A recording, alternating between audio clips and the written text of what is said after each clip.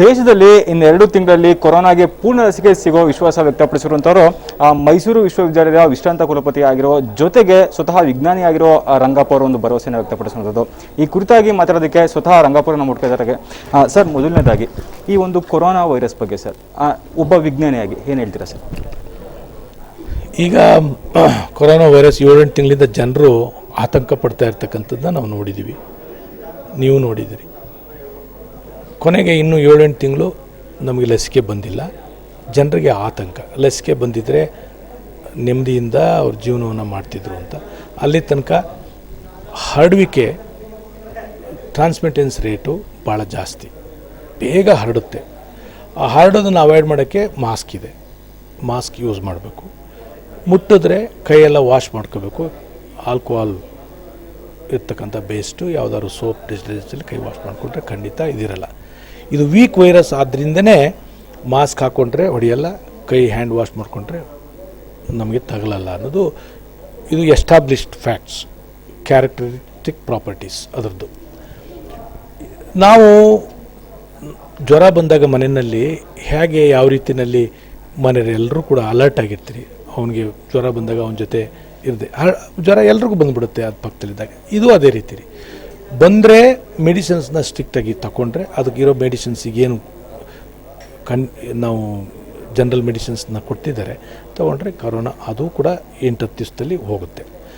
ಯಾರಿಗೆ chronic disease ಇರ್ತದೆ ಅರ್ಲಿಯರಾಗಿ, heart attack ಇರ್ಬೋದು ಅಥವಾ ಅನ್ಕಂಟ್ರೋಲ್ಡ್ ಡಯಾಬಿಟಿಕ್ ಇರ್ಬೋದು, ಅನ್ಕಂಟ್ರೋಲ್ಡ್ ಬ್ಲಡ್ ಪ್ರೆಷರ್ ಇರ್ಬೋದು, ಅವ್ರುಗಳಿಗೆ ಇದು ಬಂದಾಗ ಒಂದಕ್ಕೊಂದು ಸೇರಿಕೊಂಡಿರ್ತದೆ. ಆವಾಗ ಅವ್ರಿಗೆ ಡೆತ್ ರೇಟ್ ಜಾಸ್ತಿ ಅವರು ಅಂಥವ್ರು ಸಾಯೋದು ಪಾಸಿಬಿಲಿಟೀಸ್ ಜಾಸ್ತಿ. ಅವರಂಥವ್ರು ಭಾಳ ಕೇರ್ಫುಲ್ ಆಗಿರಬೇಕು ಅನ್ನೋದು. ಈಗ ಜನ್ನರ್ ಇನ್ಸ್ಟಿಟ್ಯೂಟ್ನವರು ಆಕ್ಸ್ಫರ್ಡ್ ಸೈಂಟಿಸ್ಟ್ಗಳ ಜೊತೆ ಭಾಳ ತ್ವರಿತ ರೀತಿಯಲ್ಲಿ ಸುಮಾರು 6,000-7 ಸಾವಿರ ಜನನ ರಿಕ್ರೂಟ್ ಮಾಡಿಕೊಂಡು ಮಾಡ್ತಿದ್ದಾರೆ. ಬೇಗನೆ ಇಷ್ಟಲ್ಲೇ 2-3 ತಿಂಗಳಲ್ಲಿ ಬರ್ತಾ ಇರ್ತಕ್ಕಂಥದ್ದನ್ನ ನಾವು ನೋಡಿದ್ದೀವಿ. ಇಷ್ಟಲ್ಲೇ ಬರುತ್ತೆ ಅನ್ನೋದು ನನ್ನ ಭಾವನೆ. ಫೇಸ್ 3 ಟ್ರಯಲಲ್ಲಿದ್ದಾರೆ.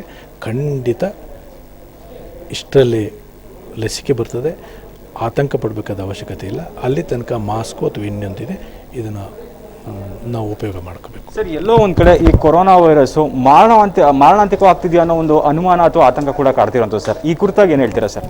ಇಲ್ಲ, ನಾವು ಯಾವುದೇ ಕಾರಣದಿಂದನೂ ಆತಂಕ ಪಡಬೇಕಾದಿಲ್ಲ. Very weak virus compared to many other viruses. Weak virus ಇದು.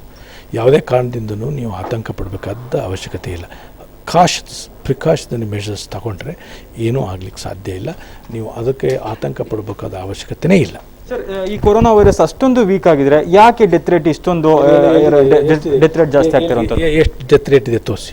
1.5%. ಯಾರಿಗೆ ಅರ್ಲಿ ಡಿಸೀಸ್ ಇತ್ತು ನೀವು ನೋಡ್ಕೊಬನ್ನಿ, ಅವ್ರ ಹಿಸ್ಟ್ರಿ ನೋಡ್ಕೊಬನ್ನಿ, ಸತ್ತಿರೋರ್ತಕ್ಕಂಥ ಅವ್ರದ್ದು ಸ್ಟ್ಯಾಟಿಸ್ಟಿಕ್ಸು, ಅವ್ರದ್ದು ಡೀಟೇಲ್ಸ್ ತಗೊಳ್ಕೊಂಡು ಬನ್ನಿ. ಇಲ್ಲ, ನಾನು ಹೇಳಿದೆ, ಕ್ರಾನಿಕ್ ಡಿಸೀಸಸ್ ಯಾರಿಗಿರ್ತವೆ, ಹಾರ್ಟ್ ಡಿಸೀಸಸ್ ಯಾರಿಗಿರ್ತವೆ, ಅರ್ಲಿಯರ್ ಡಿಸೀಸಸ್ ಇದ್ದಾಗ ಇದೊಂದು ಸೇರಿಕೊಂಡಾಗ ಅವ್ರಿಗೆ ಪಾಸಿಬಿಲಿಟೀಸ್ ಆಫ್ ಮೋರ್, ಅವ್ರಿಗೆ ಡೆತ್ ರೇಟ್ ಪಾಸಿಬಿಲಿಟೀಸ್ ಆವಾಗಲೇ ಜಾಸ್ತಿ ಆಗೋದು. ನಾರ್ಮಲ್ಲಾಗಿ ಇರ್ತಕ್ಕಂಥ ಪರ್ಸನ್ನು ಅವನಿಗೆ ರೆಸಿಸ್ಟೆನ್ಸ್ ಇರ್ತದೆ, ಜೊತೆಗೆ ಯಾವುದೇ ಕಾರಣದಿಂದನೂ ಅವನಿಗೆ ಇದು ತಗಲಲ್ಲ.